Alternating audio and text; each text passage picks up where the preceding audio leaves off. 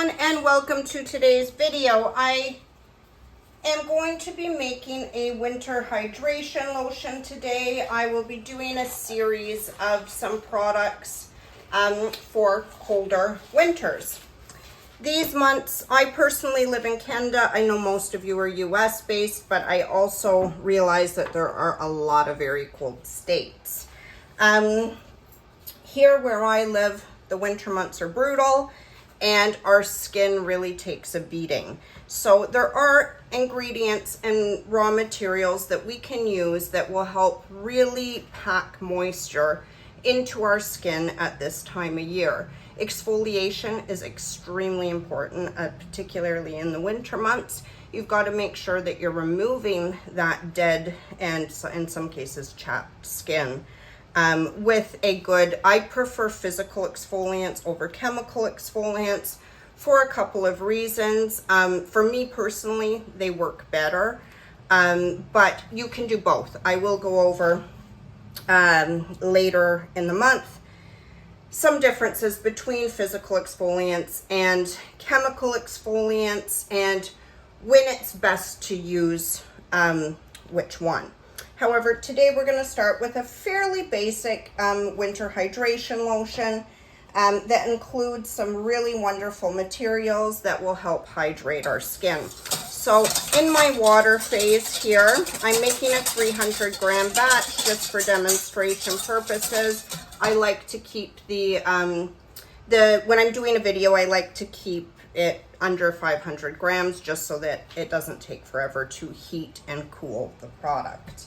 I've included aloe vera juice. In my water phase, I do use cosmetic grade aloe juice. I wanted to show you this bottle is now empty. I do have to reorder it, but I order mine from New Directions. They are a Canadian supplier. Again, I realize a lot of you guys are in the US, but I know there's cosmetic suppliers in the States that carry aloe juice. I would suggest buying it at a cosmetic supplier over purchasing it at Walmart or your local pharmacy. You can also use aloe extract. I just really prefer the juice. I really like aloe juice. It's a personal preference. I've also included panthenol powder in here and some allantoin. And we are going to be mixing, we're going to be combining two very wonderful humectants, one of them a bit more powerful than the other. Propylene glycol is a phenomenal humectant. It's the best out of, generally we've got glycerin, propanediol, 1,3, and propylene glycol are your most common. Of course, hyaluronic acid is a humectant, which I do have in this product as well, but propylene glycol is phenomenal. It's great for delivering actives if you are making skincare. It's just a really powerful, wonderful humectant. So in my phase B2, I've got propylene glycol with some Solagum AX. I've been using Solagum a lot lately. There is a shortage on Silly Gel, which I also love. I would like to introduce to you guys some synthetic rheology modifiers. There's some really great ones. It just really, a lot of the synthetic ones, the reason I opt to and work with Solagum so much for you guys is because I'm not really sure what equipment you guys have. And a lot of the synthetic materials don't gel well unless you have an overhead stirrer. So if you have read my post, or if you're watching this on YouTube and you're not a Patreon subscriber, on Patreon, I have gone over that if you are just getting your feet wet into cosmetics, you do not need to spend a lot of money on equipment. However, after a little while, if you really say to yourself, you know, I really enjoy doing this, I want to make more products, your first investment piece of equipment should be an overhead stirrer. It is by far a piece of equipment that you'll use the most, and it will also create much better products for you, especially if you want to get into working with surfactants or gels. You need an overhead stirrer. It makes a huge difference, like huge difference. So I'm using Solagum because it is easy to slurry by hand. You don't need an overhead to work with this material. You don't want to use, do not substitute this for just xanthan gum. Xanthan gum will create a stickier product. It's not going to turn out nicely. So we're going to pour our Solagum and our humectant into our water phase and whisk away. And you always want to make sure to slurry your gums before you're adding them to your water phase so that you don't get what's referred to as fish eyes, where the Solagum powder will not dissolve well. So you're going to stir that well. In my lipid phase, I've got a combination of several carrier oils, one cosmetic butter, which I chose refined shea butter, and then I've got an anionic emulsifier, a non-ionic emulsifier, and a thickener in here. So now we're going to go ahead and heat both of these phases simultaneously. I use hot plates, however, you could heat with the double boiler method. If you don't have hot plates, don't worry about it. Just when you're using the double boiler method, make sure that your water levels are not too high in your pan, because you don't want that water to boil and splash into your product. It will ruin your product if water from underneath enters it.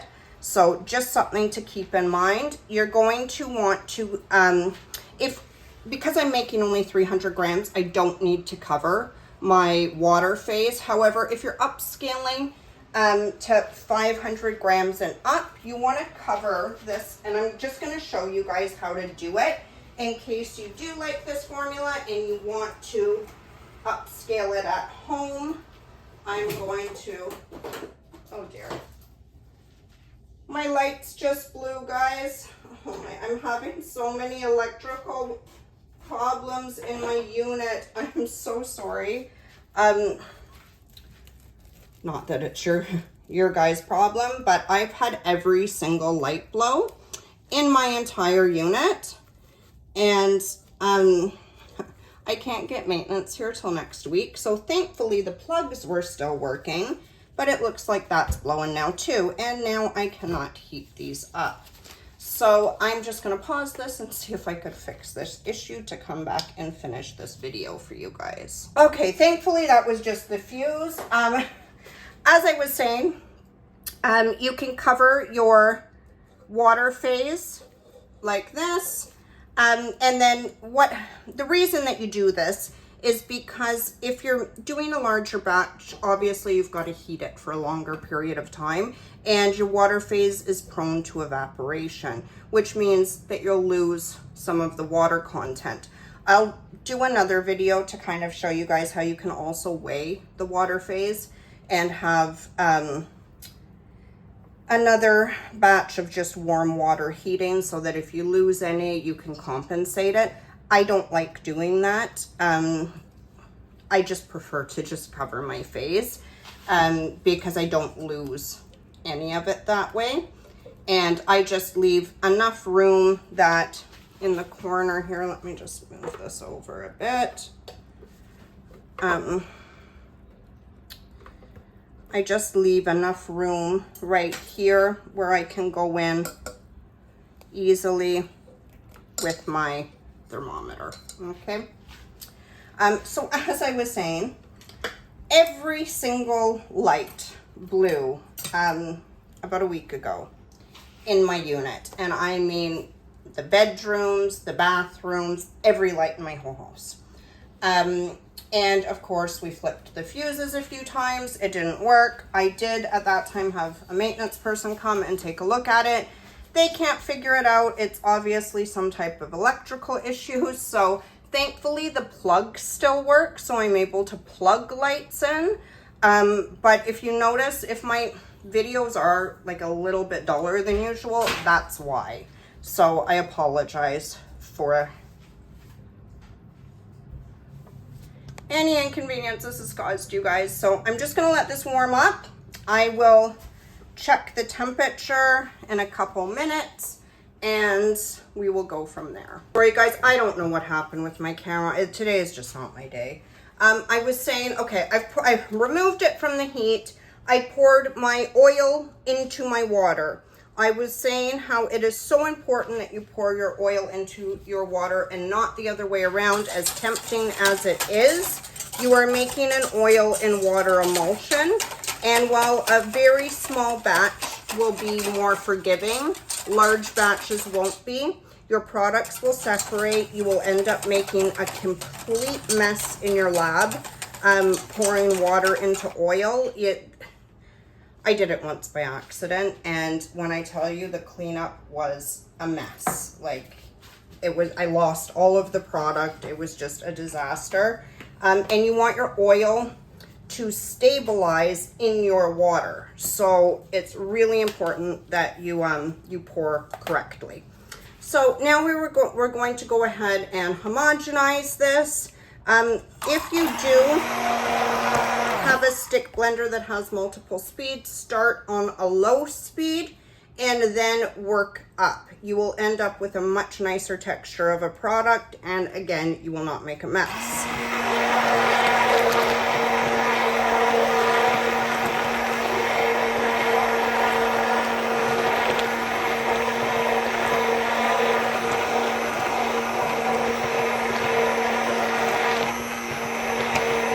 For those of you that are new, if you are just looking to purchase a stick blender, do not spend a lot of money getting an expensive brand name one. It does, the $15 Oster does the exact same job as the expensive KitchenAid one. If you are blowing your motors on your stick blender, it is nothing to do with the brand you're buying, and it is the fact that you're not resting your motor. So stick blend for 30 seconds, rest for 3 to 5, and proceed. Your stick blender will last you years upon years upon years if you do that.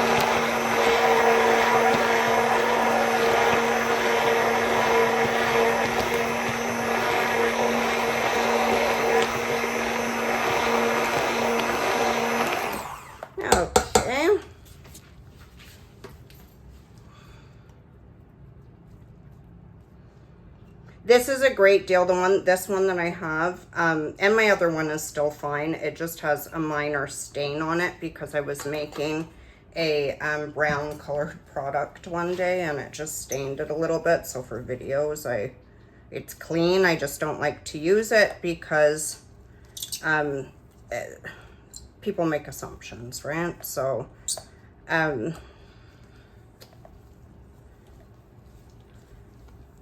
get all your sides in there.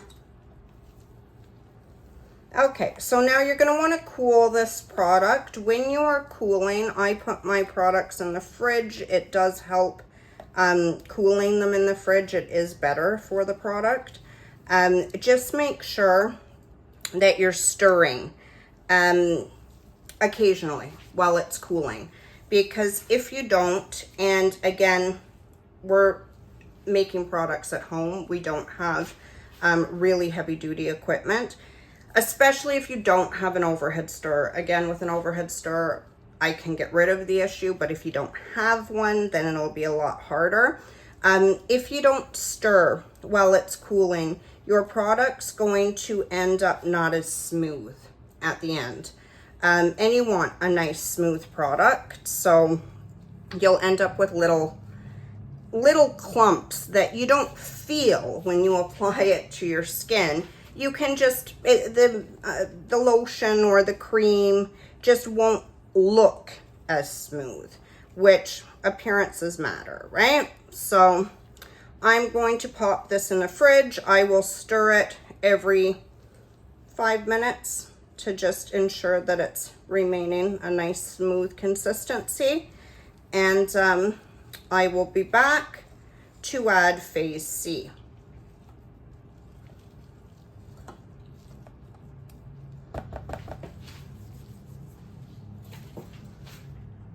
Okay, so we are back with our cooled product.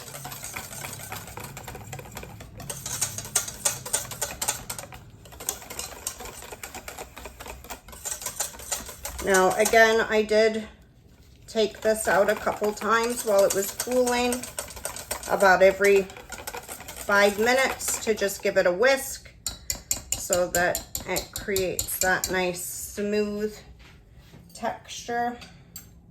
And then we will go ahead and just double check our temperature. We want to make sure it's under 40, which I'm pretty sure it is. Yep. Okay, remember, temperatures are critical, okay? If you see somebody making products and they tell you to heat the product till it's melted, unless it's an anhydrous product, and then add this once cooled, I really suggest not following the formula at all, because you're going to waste your ingredients. That's usually a pretty good sign that you shouldn't make whatever they're making. And I'm not pointing fingers at anybody indirectly. I'm just letting you guys know, because temperatures really are very, very important with cosmetic formulation. So we got, remember, emulsions thicken over a 24-hour period. What you see now is not going to be the final texture tomorrow. So just keep that in mind. They do thicken a bit more. Now, this isn't an extremely thick formulation. I'm not saying that. I'm just letting you guys know that that's kind of how things work. So let's go ahead and add our preservative.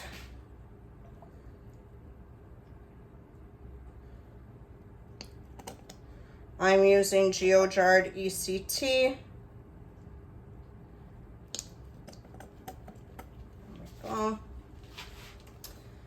Okay, and now we are going to add our protein.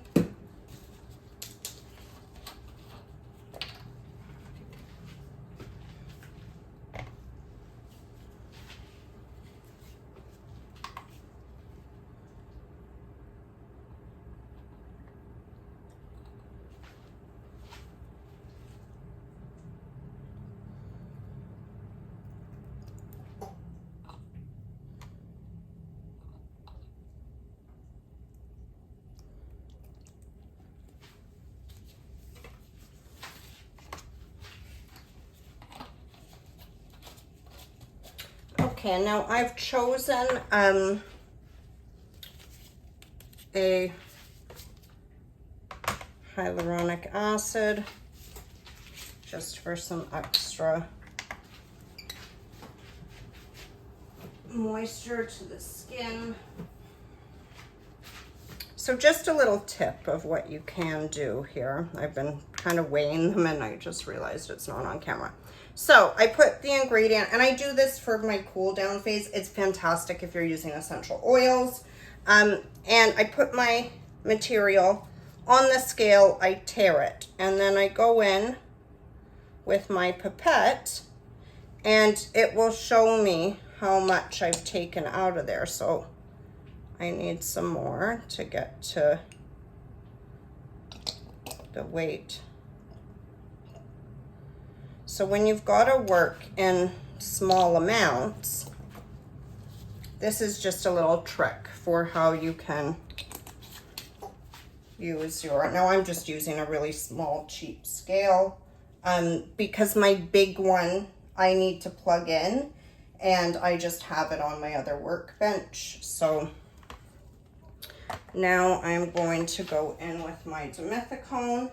Now I want to just cover a little bit about dimethicone while we're using it here. There is so much misinformation online regarding silicones. Silicones do not clog your pores. They are fantastic for your skin and for your hair. Silicones do not coat your skin and your hair any differently than a plant oil does. Aside from the fact that they're much lighter than most plant oils. So There is absolutely nothing wrong with them. I just wanted to kind of touch on that quickly because there's just so much misinformation online in regards to them, and they're such a wonderful material, and there's so many different silicones that you can't classify one the same as you would another. It's just, you're really missing out if you don't use them. Now, I do respect that a lot of people keep their formulations natural, which I'm going to cover a little bit on, because there's nothing wrong with the natural products. I love them. I just like people to make educated choices, and I think there's so much misinformation online that it's fear-mongering people into choosing like chemical-free, where really natural materials are chemicals the same way synthetics are. So you really want to stir in phase C. Again, your preservative is in there.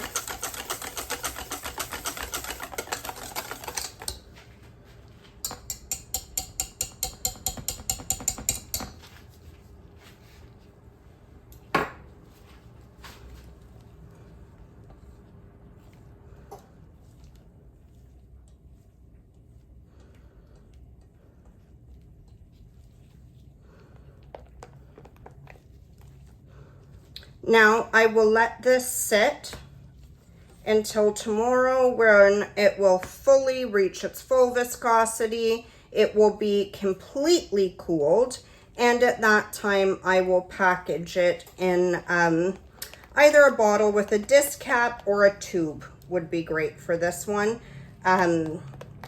If you have tubes, I do have some. And I just use, when it's a small batch like this, I just use a piping bag with a pipette to fill them.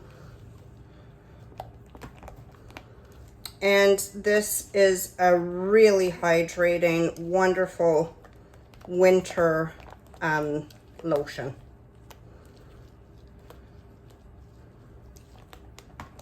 Thank you for joining me in today's video.